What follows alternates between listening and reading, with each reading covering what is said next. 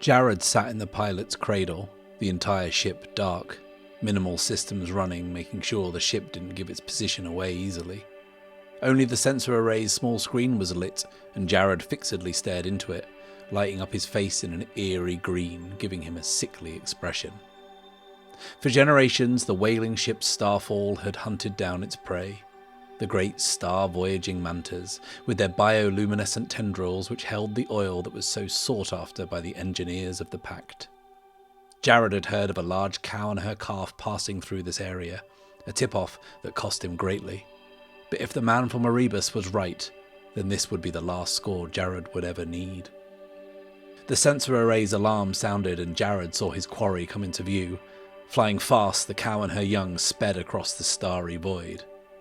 "Power up the torpedo guns, Quint!" Jared shouted. "She's here!" The ship moved with grace and cunning as it came to life, and quickly closed the gap on his prey. Jared thought to himself, as the Manta came into the crosshairs, "Please don't let anything go wrong. Not this time."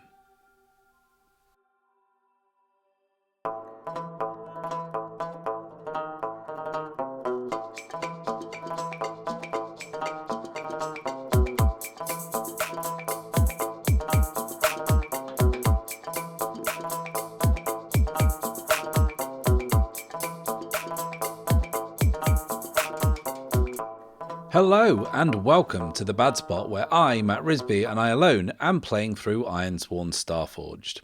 This week's Tale from the Drift was from Stephen Griffiths, who gets extra brownie points for working in some Bad Spot lore with his tale of the cosmic manta rays and the space whalers chasing them that Griff saw when he was off on his little mission. So well done, and a huge thank you to Stephen for rolling those dice and writing that up. Whilst I have your attention, why don't you leave a like, subscribe and click the little bell icon so you can follow along with the campaign each and every week. These things are really important for supporting the channel and supporting what I do, and if you really want to support the channel, then why not check out the Bad Spot Patreon. There you'll get early access to all episodes, exclusive behind the scenes content, and your name on screen, like these lovely people. Last time out, Archer and Luna, having laid coal to rest on the glacial planet of Canna, are once again summoned before the court of the Crimson Shards. The leader of this secretive organisation, Kaisa, reveals herself to them, telling them they have been protecting the whereabouts of the lens, and therefore Professor Darwin, for years.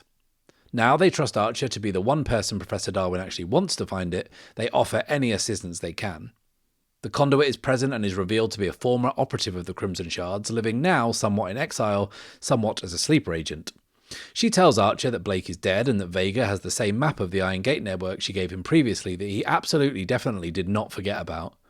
With all this info, they set off with the conduit in tow to find the Iron Gate to reach Cobalt Nux, the last known location of Professor Darwin. However, their trip is disrupted as they unexpectedly drop out of the drift to find clans Thorn and Kraken locked in a deadly space battle over the remains of Narthex Prime.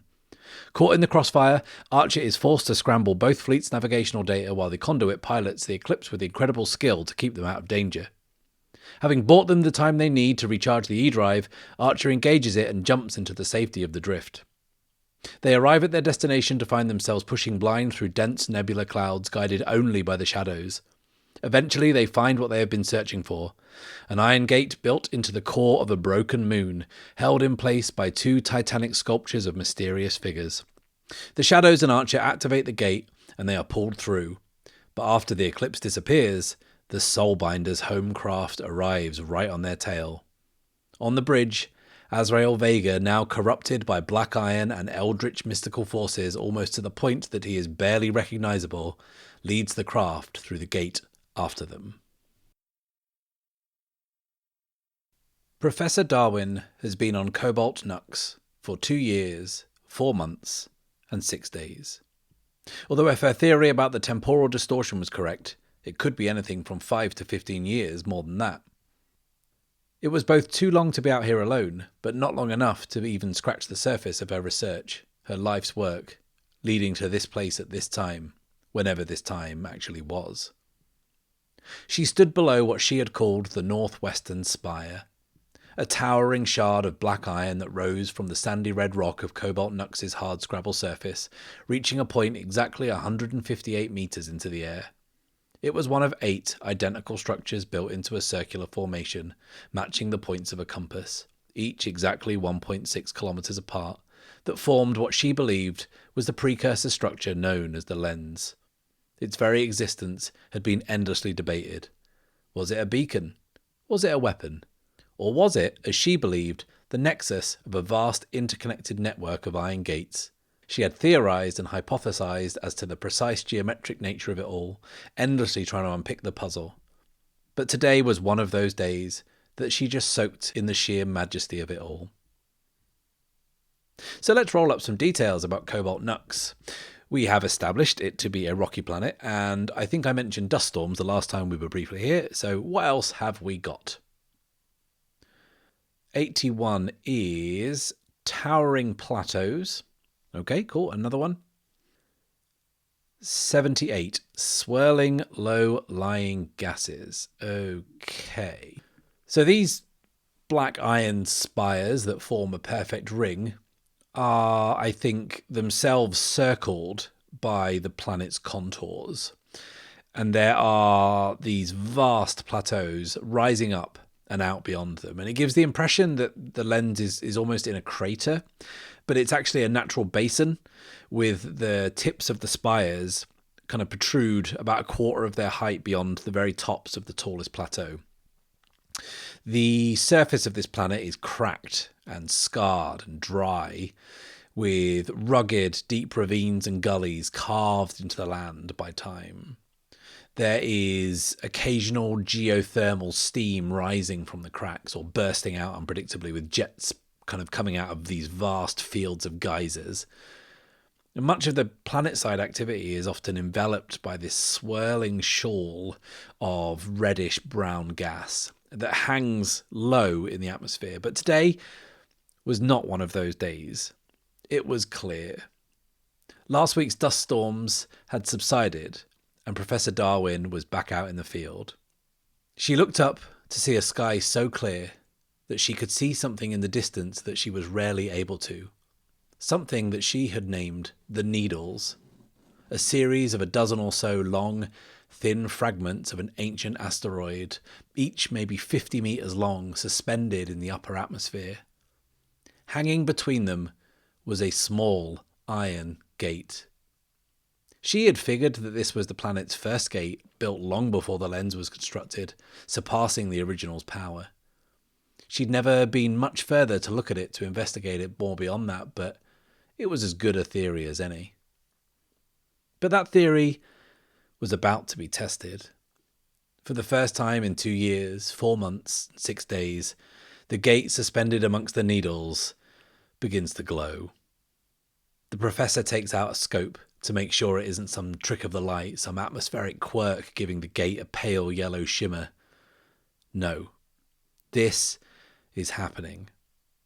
And then she feels the air around her begin to hum, and for the first time since she arrived, the spire she is standing next to resonates, with a low groan that disappears into the ground below, reverberating up through her legs and into the pit of her stomach. The gate in the distance glows powerfully, giving the needles the appearance of being made of jagged shards of metal. The professor brings up her scope and sees the glow intensify, and then light jolts out in all directions as something comes through. She can't see well enough to see what it is, but she's sure it's a ship. That thought is confirmed as she sees the ship hit one of the needles, sending it hurtling towards the planet's surface, trailing smoke and flame behind it. The conduit is struggling to right the eclipse. As if being blinded wasn't enough, scraping the port side of the ship along the length of a giant hunk of floating rock meant her problems were really stacking up. Luna is clinging onto the navigational console. The readout shows they are an engine down, port side. She can feel the cockpit tilting to compensate. They are going down. Hard. Archer has been thrown out into the corridor connecting the rest of the ship to the bridge. As he struggles to his feet, he stumbles towards the engine room. The heat coming up the corridor is intense. The conduit overcompensates, and the eclipse tips too far to the other side, and it takes all her effort and skill to steer out of a tailspin. Her vision clears. They are seconds away from impact, and there is not a great deal she can do about it. It takes Luna a few attempts, but finally she punches the fire suppressant button on the console. Jets of coolants bring the fire under control in an instant, but the engine is now completely out and the ship rolls onto its side. She is lifted off her feet and slams into the roof. Archer is thrown down the corridor, flung past the engine room. He manages to throw out an arm and snag the door frame as he passes, and now he is hanging upside down. He pulls himself forward and reaches around the corner into the room. Acrid smoke fills his nose and lungs, but he has to push through. He's blinded by the smoke and the intense heat, but he reaches for the panel that he knows is just inside the door where the manual override for the emergency thrusters is. He feels for it. Being shaken this way and that makes this more difficult than it should be, but he manages to pop the lock with the heel of his hand, fumble for the switch release, and get a good grip of the handle. With all his might, he pulls, letting go of the door frame in the hope that gravity will give him a helping hand. And this is going to be a move, I think. And that move is Face Danger, which says, when you attempt something risky or react to an imminent threat, envision your action and roll. And then it gives us an option. I think that we are absolutely powering through here. This is a test of physical endurance and fortitude more than anything. So we are going to face danger, rolling plus iron. That is a weak hit. On a weak hit, you succeed, but not without cost. Mark a suffer move -1. So I think this is enough to mean that they can crash land and survive, right? That's crucial because this is a rough shake for them, right? They're going down hard. I just kind of wanted that move to establish how hard it was going to be. And I think that Archer manages to activate the emergency thrusters like just in the nick of time, and they kick in immediately, a matter of seconds before the port side of the Eclipse was about to be dashed on the rocks below. Instead, the ship kind of temporarily levels. One of its gull wings just clips the ground before it rolls up the right way, kind of rolling away from the impact at the very, very last second. But it's only enough to level the ship that it cannot get airborne with one engine. So it drops sharply, and the belly of the ship is dragging along the rock, tearing huge chunks off the underside.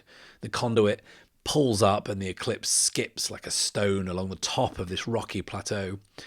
She tries to get the landing gear down, but it must have been like totally mangled when it kind of hit the underside on the plateau. So she has no choice but to steer the ship into the crash, into the rock, to try and avoid some of those larger kind of jagged formations that are sticking out of the ground, and hope that just by grinding along the top of this flat part, it will slow them down. Meanwhile, Luna is at the console like playing whack-a-mole, right, with all the alarm lights flashing up, and she is like killing systems before they overload and desperately trying to reroute power away from anything that might explode. And kind of that's what she's doing. And like the Eclipse's undercarriage like hits hard. It slams into the rock one final time, and the conduit steers into the impact and spins the ship round on its underside, and now it's sliding sideways across this mighty plateau at incredible speed. There are panels and scraps of hull and extremities and equipment peeling off it as it grinds across the rocks, kicking up huge plumes of dust and smoke behind it. And it finally comes to a stop as it tips into the opening of a narrow crevasse. And there it stays, wedged at a 45-degree angle. The crevasse leads to a sheer 200-plus metre drop below. But the good news is it has come to a stop, although it has left a huge, long, ugly gouge in the landscape. The conduit is panting heavily. She's exhausted from the effort that took. And she looks over to Luna, who is still clinging onto the console. She gives her a thumbs up, and Luna kind of returns it. And Luna looks over to where Archer disappeared into the corridor. Can't see him. She pulls herself up, and kind of, as she does, the ship actually slips a little further into the crevasse, and they all kind of freeze because they better be careful. This is a delicate situation. It's precariously balanced. So carefully, she pulls her head and shoulders into the corridor and looks down it, and she sees Archer crawling out of the engine room, rolling onto his back. His face is blackened by smoke, and he coughs violently. He notices her and gives her a weak, unconvincing thumbs up. And I think that because Archer made the roll, I think that's where our suffer move is. I think we'll take a hit to his health. So he will go down to 3 health. And he's banged up pretty good from the crash. He's got a nasty gash above his right eye. And the act of actually clinging onto that door frame as he was being hurled down the corridor hurt him a great deal. It was enough kind of force to dislocate his shoulder, but it didn't, but like as good as.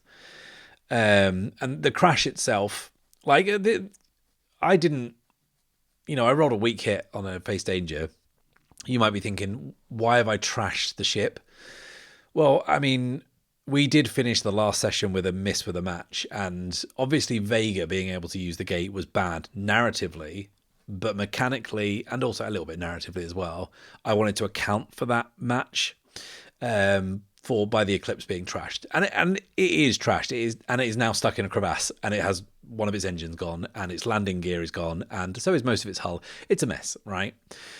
And we kind of get the full extent of how bad a mess that is from the outside as Luna pops an access hatch on the underside and wriggles out onto the rock. She looks back up at the gate, and it's a fraction of the size of the one they passed through, right? The one that was in the Broken Moon. And she kind of looks at it hanging there amongst the needles, and she's dumbfounded as to how they weren't killed.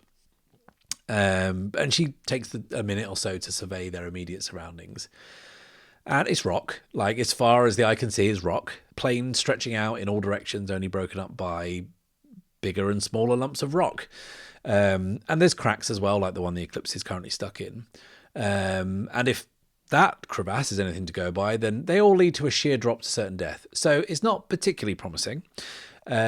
She's shortly joined while she's out there by the conduit and then by Archer. And the last ones who emerge from the ship are the Shadows, who somehow look completely unflustered by the manner of their arrival. But we're here, and that is progress. And hey everyone, look at me learning my lesson from last time. Let's mark some progress on our long-running vow and reach a milestone as we have arrived, quote-unquote, safely on Cobalt Nux. So we can mark progress on our vow to find and destroy the lens using the Iron Gate network. We are up to 8 out of 10 on that. That is excellent. Luna goes up to Archer and says, "So what's the plan?" And Archer is busy kind of fighting with some bits and pieces in his satchel. He's grabbed some things he thinks might be pertinent from the professor's archive, like random bunches of notes, pictures, fragments of maps. He's got his data pad out, which is just showing baffling readings, and he's unsure what any of it might mean, but he's trying to make something of an educated guess. But he's only seen this place in, and he don't want to admit this, in mystical dreams that he's had, strange visions. And for a rational man like Archer Barlow, he regrets to inform everyone that isn't as exact a science as he would like. So he's getting a little flustered by all this, trying to kind of juggle all this stuff in his hands. And that's until Griff winds his way between them and starts just trundling off in a direction. Shortly after, the Shadows follow him. And Archer turns and looks quizzically at Luna, who just shrugs, slings her rifle over her shoulder and starts following along too. And then finally the conduit goes, "I'm just glad someone knows where they're going." And she joins the followers, and Archer has no choice but to fall in with them. And he kind of stuffs the professor's notes and things into his satchel and runs up ahead, and he kind of runs ahead of the others and catches up with Griff and starts walking alongside him. And he says, "Hi, yeah, want to loop me in on where we're going?" "Oh, a new protocol, is it?" "What do you mean, classified?" "I mean, I can't... What?" And Archer stops, exasperated, just kind of massaging the bridge of his nose. You know how he does. And Luna passes him and says, "Look, it's better than having no idea where we're going, right?" And resigned to that being true, Archer trudges after them across the plateau. So let's make a move. I'm tempted to make the move set a course, because set a course is where you kind of know where you're going, right? Because because Griff clearly has some idea of where he's going, even if he doesn't want to share it with anyone, he has info. But I actually think I'm going to undertake an expedition instead, because I think mechanically it's just a little bit more interesting when we're exploring a place that we've never been before. Undertake an expedition says, when you trailblaze a route through perilous space, journey over hazardous terrain, or survey a mysterious site, give the expedition a name and rank. Then for each segment of the expedition, envision your approach. So, the name of the expedition is Find Professor Darwin's Base Camp.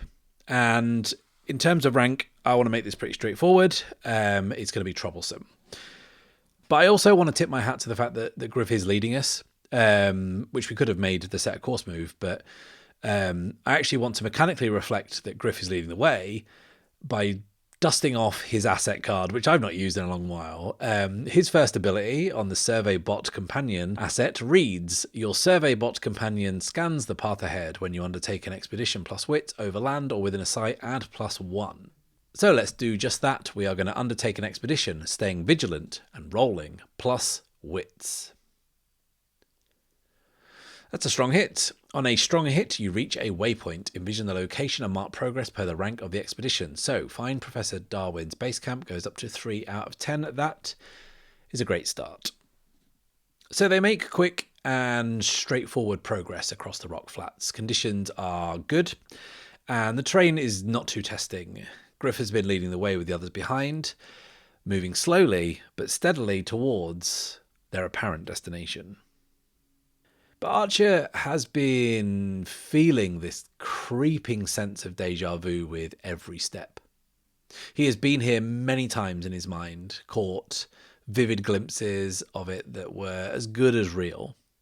The terrain, the colour of the rock, the crunch of the dust beneath his feet is so familiar. They come to an interesting looking rock formation that seems as good a place as any for them to stop and rest for a moment, gather themselves, and assess what lies ahead. As everyone takes pause, Archer clambers up the rocks, which jut out like a series of rising shelves. He takes his scope out to get a better look in the direction that Griff seems to be leading them. He scans the horizon, but there are dust clouds rolling in. But in between the plumes of red and brown, he catches a glimpse of something kilometres away. Some sort of black structure rising out of the ground. Maybe only 30 or 40 metres high at a guess. Not quite the towering spires he'd envisioned, but definitely incongruous to the landscape. And crucially, it's just enough to give him faith in whatever protocol Griff is following. So after they've rested a moment, they set off again. But Archer is keen to get moving with something more significant to move towards that he's seen. He starts setting off ahead of Griff, wanting to get them going as fast as they can. So once again, we'll make the move, undertake an expedition, but this time we're moving quickly, so rolling plus edge. That is a weak hit. On a strong hit, you reach a waypoint, envision the location and mark progress per the rank. On a weak hit, as above, but this progress costs you, choose one. And we can either face a peril at the waypoint, or we can suffer some costs in the shape of a couple of suffer moves. Firstly, we will mark that progress. Find Professor Darwin's base camp, 6 out of 10. Lovely, most of the way there already. And I think actually, instead of the kind of peril, I think the suffer move makes more sense here, because I have something immediately in mind for it. You should always do that when you play this game. If you've got something in your head, just go with it. Don't debate it too much. Just stick with your instincts and go. And my instincts are saying that maybe Archer isn't doing so good. Like, I wonder if he was hurt a bit worse than he let on in the crash. And also he's got this whole psychological aspect that he's finally in this place that he has only envisioned in strange, terrifying, mystical nightmares, I guess. And I wonder whether that's a factor, but also, you know, he breathed in a lot of smoke. Like, he inhaled a lot of fumes in that engine room, and I wonder if he's finding breathing a bit more difficult, and possibly maybe as if when he was chucked around, maybe he like cracked a rib or something that's going to make you really, really uncomfortable. So I think I'm going to take a hit to Archer's health here. So he's going to go from 3 to 2. And the other suffer move I'm going to make, because you have to make 2, or you can make 1 at -2. I think that Archer's condition has actually slowed them down enough to cost them some momentum. So Archer is going to go from 6 to 5. So in his keenness to get going, I think Archer has actually attempted to go a little quicker than his body is letting him. And he frequently finds himself doubled over, short of breath, with pain shooting down his right side. And in contrast to the first leg of this journey, where it was just flat rock the whole time, the terrain now isn't helping him. It's more uneven. There are some kind of fairly wide cracks that necessitate either jumping across or going the long way around, which costs more time and takes its toll further on Archer. And the second or third time he finds himself having to stop, Luna catches up with him and drops to a crouch beside him, noticing him, wincing in pain. She says, "You okay there?"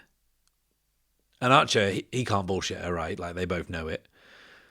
So he gives her a little shake of the head. And Luna has this moment where she remembers the last time that she had to give medical aid. And all of a sudden, she's feeling that creeping dread setting in. And Archer is also not unaware of what that means to Luna. And he tries to be kind of extra convincing as he puts a poker face on it, standing up and soldiering on. And I think the waypoint they reach, I think, is the edge of this plateau. And up to this point, I think Archer is really struggling. But as he forces himself to keep going, he catches a much clearer sight of what it was that he saw earlier from up on the rock. About 100 meters away, with the dust clouds having slightly cleared, and they've just worked their way through a series of like maze-like rock formations, he sees the ground give way below. And the black structure he saw with his scopes that he thought was maybe 30 or 40 meters tall is actually just the tip of a much larger structure, the tip of the spires that he has seen in his visions, in his nightmarish visions. He breaks into a run, and Luna follows him, and the others are trailing behind, and he has to kind of stop and catch himself before he falls off the sheer drop. But as he does, he can see for the first time in real life the full black iron spire in all its glory. As Luna joins him, he then notices another one a couple of kilometers in the distance and the vague shape of another one some distance beyond that. And he turns to his right and sees the same pattern repeating. They are, by his reckoning, on the edge of a ring of these magnificent precursor constructs. And that moment of joy, that moment of discovery, of elation, of finding this thing, of kind of recognizing this, is broken as he collapses to the ground, coughing and wheezing. The adrenaline that's coursing through him can't quite fight off the shooting pain coursing through his ribcage. As the others catch up, Luna shares a worried look with the conduit, who steps forward and looks down at the sheer drop. She then looks at the sorry state of Archer and says, "Okay, how the hell are we getting down?" And I actually think this is the perfect time to switch viewpoints, because Archer's struggling, right? The party is at somewhat of an impasse. So I think that Luna is going to have to take the lead. And I think this obstacle is significant enough for us to actually make it not just like a face danger roll or something. I'm going to make this whole obstacle the next leg of our expedition. And I think Luna assesses the situation, kind of walks like 50 or 60 meters along the cliff edge in each direction to look for a way down. And she finds something. Like, it isn't promising, but it's something. And it's the only solution that she can see for what could be kilometers. It would take them forever to walk around and find something else. So they have to take it, really. She notices that a little further along there is an overhang. And if they clamber down that, it leads to a narrow shelf that they can carefully traverse. It will be dangerous, but it looks like it will take them about halfway down the cliff. And from there, Luna thinks it will be straightforward enough to rappel down the other half. They've got enough rope and gear between them to string at least one good line and harness together, and they can take turns going down. So she lays this plan out to the conduit, who agrees. It's not promising, but it is just about the best thing that they have going for them right now. So we are going to do this. We are going to undertake an expedition, and we are being very careful, very cautious. We are being very vigilant, so we are rolling plus wits. That is a miss, and Luna's momentum is not going to bail us out of this one. It says, on a miss, you are waylaid by a crisis or arrive at a waypoint to confront an immediate hardship or threat. Do not mark progress and pay the price. So what shape is this crisis going to take? I personally would like to, because I've not used it in a while, break out the old story complication oracle. I feel like we've not used that in some time. So let's see what terrible prompt this will give us. 84 is unexpected enemies appear. Well, like, okay, well, we are expecting Vega to show up, right? Even if the characters aren't. So I'm going to say that these unexpected enemies are not him. But what enemies are they? I've kind of always had it in my head. I don't know about anyone else, but this, to me, is an uninhabited planet. Like, it's unsettled. I mean, there's no one living here. So if that's true, then it's going to be a monster, isn't it? Like, we're going to have to roll up a monster, aren't we? Yeah, fine. Let's get attacked by a monster as we all dangle one by one off a cliff face. Let's use the tables and let's roll up the features of this absolute monstrosity that is going to kill us all. So, first things first, how big is this thing? 66 is large, vehicle-sized. Great. And what type of creature is it? 9 is avian. Okay, well, I guess that makes sense, right? Maybe whatever this is roosting in the cliffs or whatnot, and, like, we disturb its nest or something. So we've got a big, vehicle-sized winged creature. This is going very well so far. Thank you, oracles. Let's establish some details about its look. 36 is elongated neck. 85 is ridges or plates. Immediately the first thing that pops into my head with the elongated neck thing and the bird is a vulture. Like, you know, they're kind of gross looking birds. I'm sorry to the vultures. I hear they're nice in person, but yeah, they look kind of horrible. That's the immediate silhouette that I'm going with. That's what this thing is, like a vulture. And the ridges or plates thing, I think the first thing that comes to mind immediately is kind of, there are other scavenging birds like condors, and they have the kind of the big bony crest above their beaks. And I was wondering, what if this had something similar, but it was more like a toucan has, like a big crest, or I mean, like a Dilophosaurus, like a V-shaped crest that starts at the beak and runs all the way down this elongated neck in 2 separate ridges. So ostensibly what we have here is a giant vulture, but with a bony crest that runs along its head and neck. And thinking about it now, I don't just want it to be a giant vulture. So what if the wings, instead of being bird-like, are more bat-like? They're like more fur than feather, and maybe the wings are more kind of membranous. So a hostile creature with the beak and neck and talons of a bird, body and wings of a bat, that's the size of a vehicle. That's what we've got. And I mean, I say hostile, I'm just assuming it's hostile. I suppose it has to be, doesn't it? Because we did roll a miss. But I guess we can kind of try and figure out in what way is it hostile towards us by rolling on the encountered behavior oracle. 67 is pack hunter. Great. So, I mean, it's going to kill us, but at least the good news is there's more than one of them.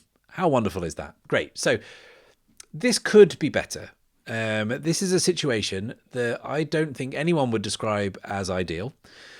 Yeah. Anyway, enough belly aching from me. I need to stop complaining. Let's tie all this together.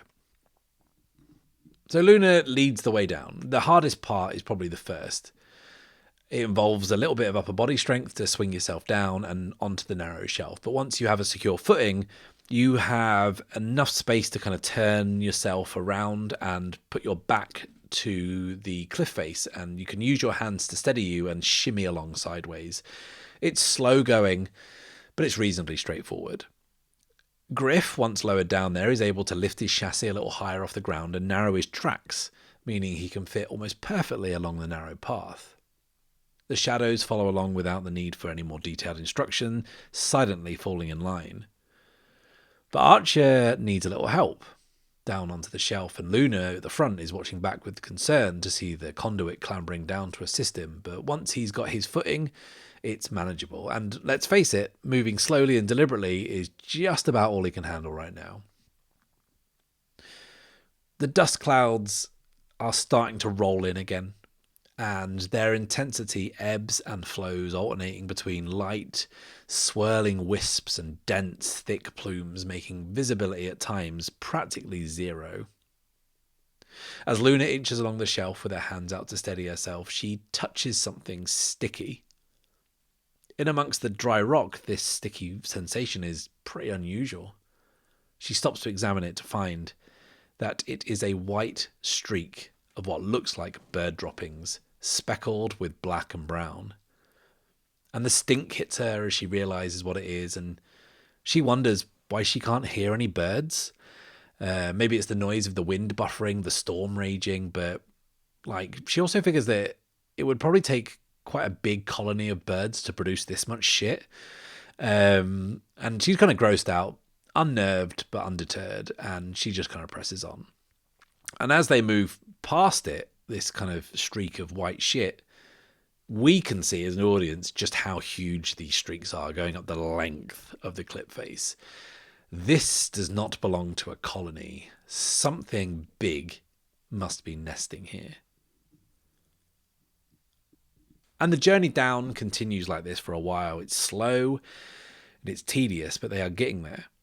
As the dust clouds kick up again, the wind begins to howl. But amidst all that noise, Archer, still bringing up the rear, hears it first. A blood-curdling screech.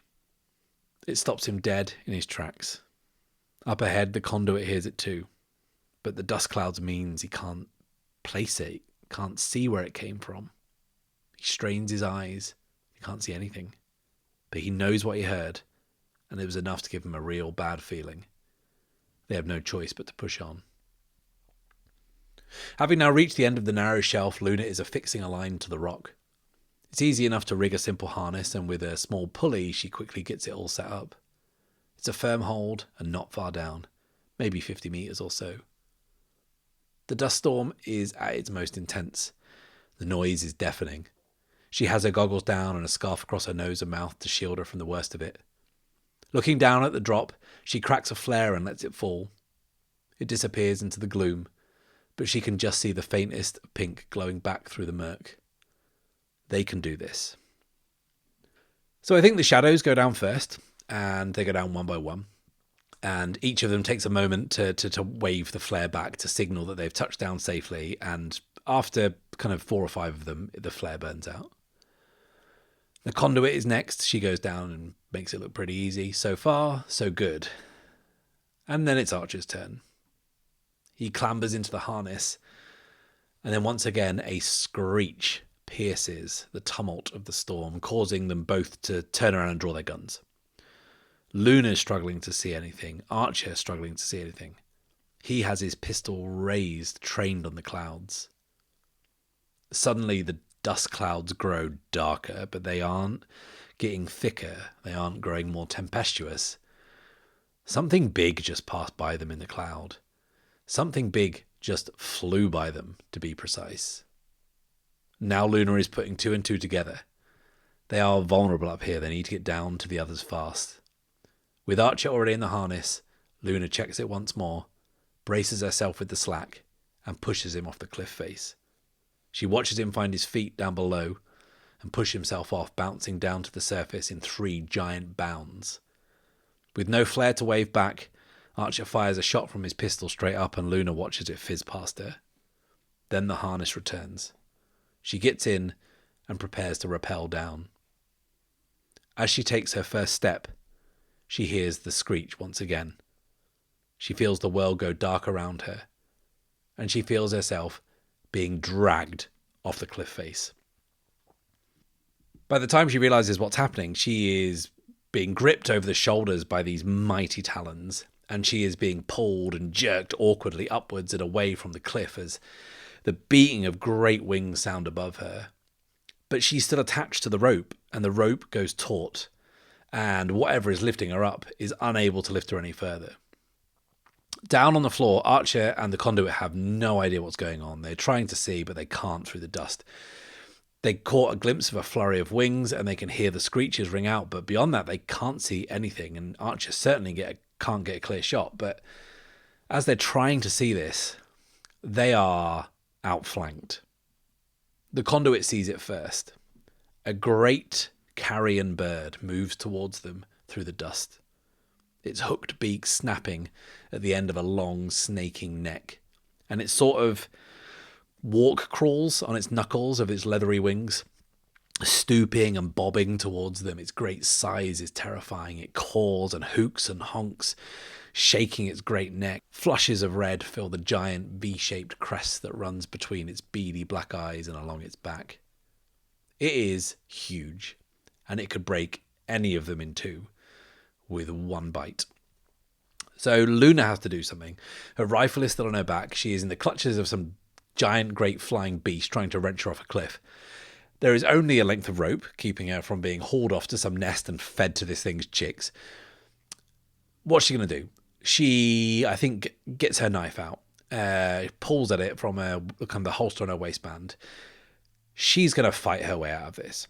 So let's make a move. And I don't want to get bogged down in a combat at this stage, so I'm going to use the good old-fashioned battle move. Battle says when you fight a battle and it happens in a blur, envision your objective and roll. Now, with the options, this is up close and personal. Well, just about as up close and personal as it gets. So let's battle rolling plus iron. There we go. A strong hit. On a strong hit, you achieve your objective unconditionally. You and any allies who join the battle may take +2 momentum.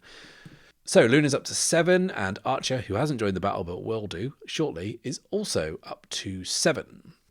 Okay, let's envision this. Luna has her knife drawn, and she's stabbing wildly at the great feet clasping her, but she can't get any purchase because it's hard for her to kind of put any real strength into it. But as she's stabbing and slashing away, and she's kicking and wriggling, she kind of gets her chance, and she manages to plunge the blade deep into the webbing between the toes of the bird, and it immediately lets go of her. But Luna is quick, expecting it. She spins round, reaches up with her free hand, and grabs onto its foot, holding onto one of the toes. And she now has her knife hand free. But the downside is she is suspended at about 75 meters in the air. If it drops her, she is dead, no questions asked. So she pulls up and slashes at the bird's leg as it's kind of hovering there. And eventually, after 4, 5, 6, 7 blows, it makes its mark. And the thing squawks in pain. Its beak comes down, snapping at her, trying to peck her away. Luna manages to avoid the first, and then the second. And as the great bird comes in for a third bite, Luna has her blade ready and jams it into one of its great black eyes. Down on the ground, Archer and the conduit both have their guns drawn and are firing wildly at the second bird as it rounds on them. And it's winding its neck this way and that and hopping around. It's trying to separate them. It's trying to corral them. It's trying to get its body between them. And Archer looks back at the shadows, who are just stood there. Why are they not doing anything? They have the power to intervene. We saw that on Narthex Prime. They have the power to end this instantly. But they're not engaging. They're not doing anything. Archer has no time to process this at the moment because there is a giant bird beating its wings and puffing out its chest, challenging them to fight it. Luna can feel the crunch of her knife against the inside of this thing's skull, which causes it to roll over and smash into the rocks, dragging Luna across the cliff face. And as the bird is trying to get free, it twists and turns, and Luna's rope loops around its body. Luna is still in the harness. She still also has her knife in the bird. And this thing is now ensnared in the ropes. So Luna takes her chance and does something that Luna would do. She unclips her harness and she quickly attaches it to another part of the rope on the other side of the bird. She then pushes away from the rock with her legs and rolls over the bird's body, pulling her knife free as she does. And she free falls. She uses the bird as a counterweight as she plummets towards the ground below. And the pulley kicks in and the slack tightens around the bird above, slowing Luna down just in time, the rope going taut a few meters from the ground. She slashes herself free of the harness and falls to the ground, dropping immediately into a combat stance with her rifle drawn at astonishing speed. The bird above is now not tethered to Luna at all and crashes to the ground. Luna rounds on it and fires several short bursts into its chest, bringing its suffering to an end. There's another screech from behind her, and she turns to see the second bird with its full wingspan stretched out, bearing down on Archer in the conduit, talons outstretched, beak snapping. Luna opens fire, and Archer and the conduit follow suit, forcing it back. Several rounds hit their target, forcing it to wheel around, and with a frantic flap of its wings and another piercing shriek, it disappears into the dust. Luna checks on everyone. She checks on Archer, the conduit, Griff, and the shadows. They're all present and correct. And Archer is still, quizzically looking at the shadows. He doesn't understand at all why they didn't do anything. But now is not the time to try and figure out what that was about, because Griff is already starting to crunch his data and reorient himself and is figuring out where he's going towards the professor's beacon. So we're going to pick up our expedition again, and I think Luna is still pumped up with adrenaline. So we're going to be moving quickly because I don't think we want to hang around for that second bird to come back. So let's undertake an expedition, this time rolling plus edge. Marvellous. Another strong hit. On a strong hit, you reach a waypoint, envision the location, and mark progress. So we are up to 9 progress on Find Professor Darwin's base camp. But what I actually want to do is I want to make another move straight away and then tie it all together. So we are going to make the progress move, finish an expedition, which says when your expedition comes to an end, roll the challenge dice and compare to your progress. So we have 9 progress, and I think that's more than reasonable to roll against. That is a strong hit, 3 in a row. Great stuff. On a strong hit, you reach your destination or complete your survey, mark a reward on your Discovery's legacy track. So we can put a tick on that. Now that's done. Let's mark our progress on our vow, because we've learned our lesson from last week, haven't we? Because we have completed an expedition. So find and destroy the lens using the Iron Gate network is up to 8.5. Marvellous. So let's envision this expedition coming to an end. So they carry on pushing through the dust. The winds have picked up considerably, and visibility is, at this point, basically the ends of their own noses and not a great deal further. The crash, this trek, descending the cliff face, the encounter with the bird bats, has left them all shaken, exhausted, battered, and bruised. And now they are stumbling blindly into a storm following Griff, who at best is unreliable, and at worst, a malfunctioning toaster. Archer, for one, feels like he has been wading through sand, making no progress. It's hard to tell what time of day it is, because the storm has made it so dark. But then up ahead, Archer hears a low growl.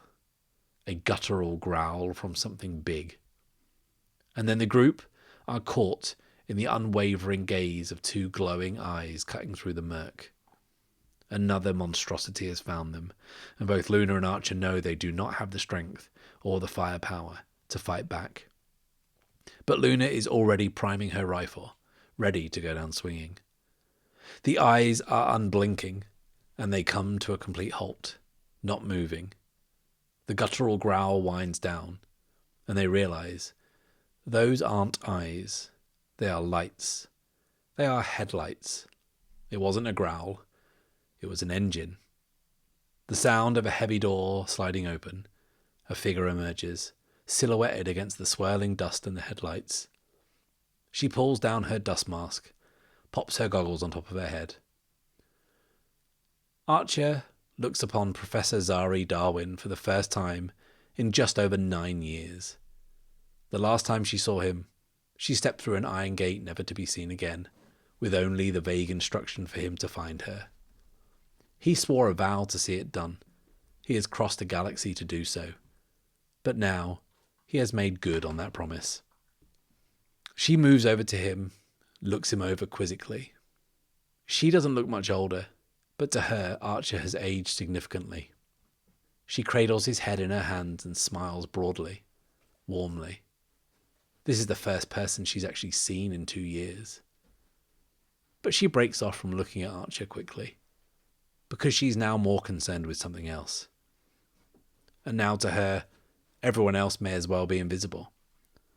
Stood before her, unblinking, unbothered by the conditions, are 8 shadows. Black iron puncturing the skin on their hands and faces. She cannot believe what she is seeing. She turns to Archer and says, "Barlow, what have you done?"